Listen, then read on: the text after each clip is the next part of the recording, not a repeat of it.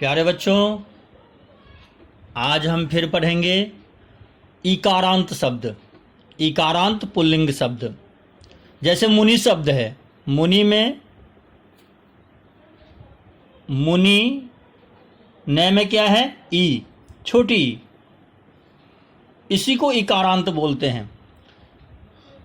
संस्कृत जगत में जितने भी शब्द हैं, उन शब्दों के अंत में जिसके भी छोटी ई आए वो इकारांत पुल्लिंग कहलाता है। जैसे मान लो कवि, कपि, हरि, निधि, रवि, गिरि, अग्नि, जलधि, पयोधि, अरि, मणि, व्याधि, उदधि आदि इत्यादि जितने भी शब्द हैं बेटे, सभी इकारांत शब्द कहलाते हैं पुल्लिंग में।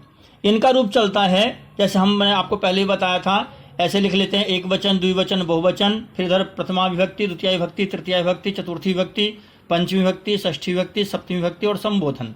और फिर हम बोलते हैं मुनि, लिखते हैं मुनि, मुनि, मुनयः, मुनि, मुनि, मुनीन, मुनिना, मुनिभ्याम, मुनिभिः, मुनये, मुनिभ्याम, मुनिभ्यः, मुनेः, मुनिभ्याम, मुनिभ्यः, मुनेः, मुनयो, मुनीनाम, मुनौ, मुनयो, मुनीषु, हे मुने, हे मुनि, हे मुनयः। इस प्रकार से हम बहुत आसान तरीके से इसको याद कर सकते हैं। इसी प्रकार बेटा कवि शब्द है, कवि शब्द भी ऐसे चलता है, जैसे कवि, कवि, कवयः, कविम, कवि, कवीन, कविना, कविभ्याम, कविभिः, कवये, कविभ्याम, कविभ्यः, कवेः, कविभ्याम, कविभ्यः, कवेः, कवयोः, कवीनाम, कव्योः, कवयो, कविषु, हे कवि, हे कवि, हे कवि, हे कवि, हे कवयः।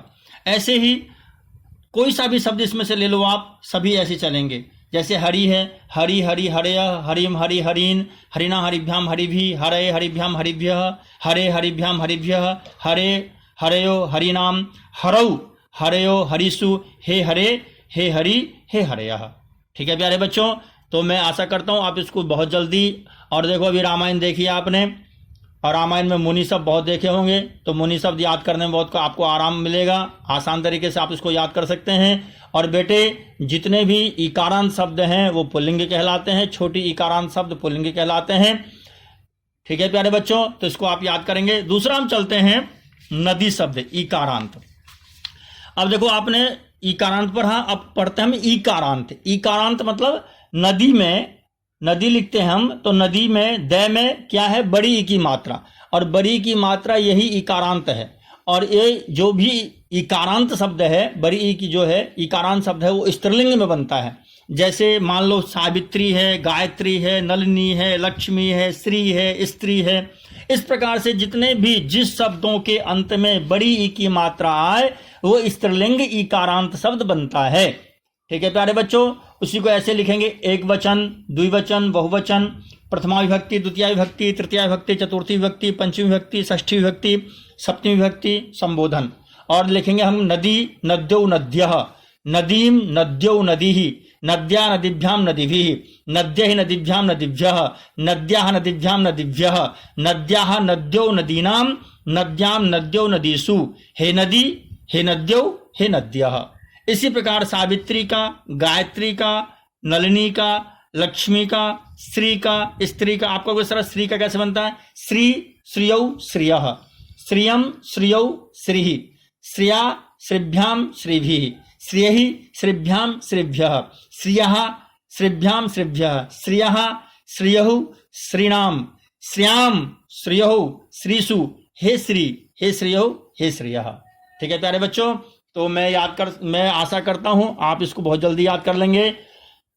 और जब हमारी क्लास लगेगी तो आप हमारा दो जो पार्ट्स हैं जो बहुत ही इंपॉर्टेंट हैं, जो धातु रूप और शब्द रूप, वो हमारा कंप्लीट हो जाएगा। आप इसके बाद मैं और भी बताऊंगा आपको। ये तो प्यारे बच्चों, ये तो था हमारा नदी शब्द इकारांत, और उधर क्या था? मुनि शब्द इकारांत, एक स्त्रीलिंग में, एक पुल्लिंग में। आप इसको याद करेंगे। इसके बाद चलते हैं प्यारे बच्चों धातु रूप का। तो धातु रूप में पहले मैंने आपको लट लकार, लंग लकार और लृट लकार, यानी हमने तीन धातु वर्तमान काल, भूतकाल और भविष्य काल में हमने आपको बताया था। आज मैं बताने जा रहा हूं लोट लकार। लोट लकार आज्ञा देने के अर्थ में लोट लकार का प्रयोग होता है। जैसे फल लाओ, गाय लाओ, दूध लाओ, केले लाओ, पढ़ो, लिखो, जाओ, यानी जो कोई आज्ञा देता है उसके अर्थ में लोट लकार का प्रयोग होता है।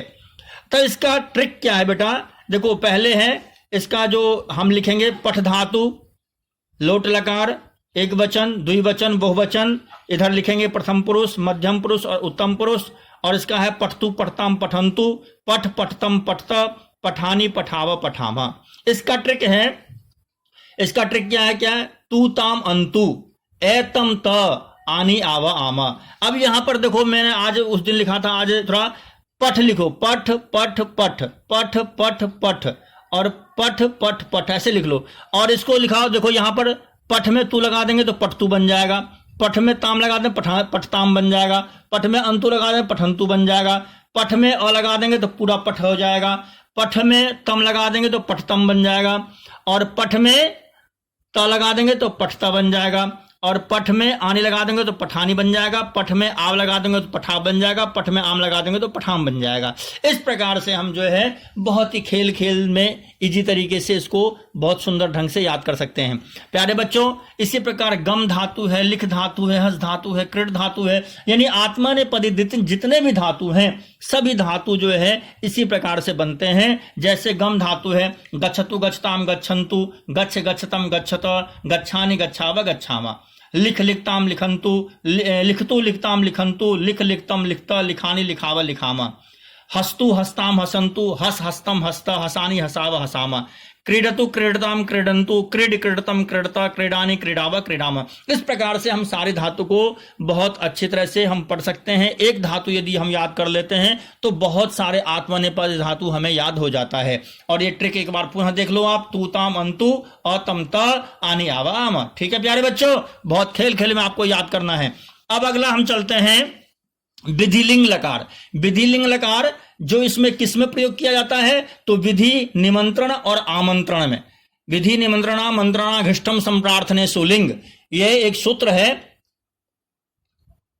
ये एक सूत्र है। इन सूत्रों से जो है इसमें विधि, निमंत्रण और आमंत्रण में विधिलिंग लकार का प्रयोग किया जाता है। जैसे हम पुनः लिखेंगे पठ धातु, एक वचन, द्विवचन, बहुवचन, और प्यारे बच्चों और प्रथम पुरुष, मध्यम पुरुष, उत्तम पुरुष। इसका ट्रिक है एत, एताम, एयुहु, ए, एतम, एत, एयम, एव, एमा। और इसको हम इस प्रकार कैसे बनाएंगे, तो पठ धातु जहां लिख लिया हमने और विधिलिंग लकार लिख लिया हमने, एक वचन, द्विवचन, बहुवचन लिख लिया हमने, इधम प्रथम पुरुष, मध्यम पुरुष और उत्तम पुरुष लिख लिया हमने।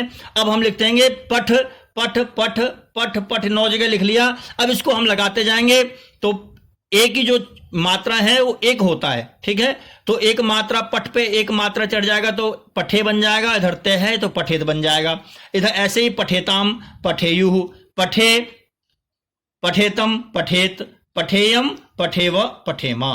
ठीक है प्यारे बच्चों, इसी प्रकार गम धातु है, गच्छेत, गच्छेताम, गच्छेयुः, गच्छे, गच्छेतम, गच्छेत, गच्छेयम, गच्छेव, गच्छेमा।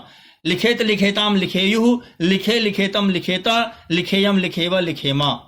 क्रीडेत, क्रीडेताम, क्रीडेयुः, क्रीडे, क्रीडेतम, क्रीडेता, क्रीडेयम, क्रीडेव, क्रीडेमा।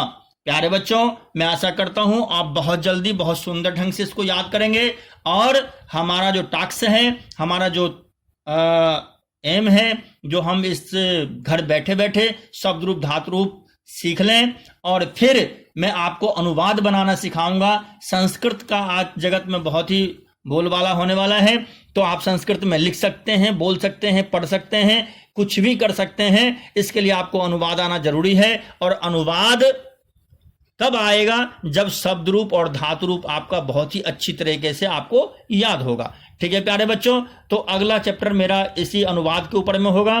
तो पहले ये आप शब्द रूप धातु रूप याद कर लें, इसके बाद मैं अगले चैप्टर में आपको अनुवाद सिखाऊंगा, अनुवाद कैसे बनता है। ठीक है प्यारे बच्चों, थैंक यू।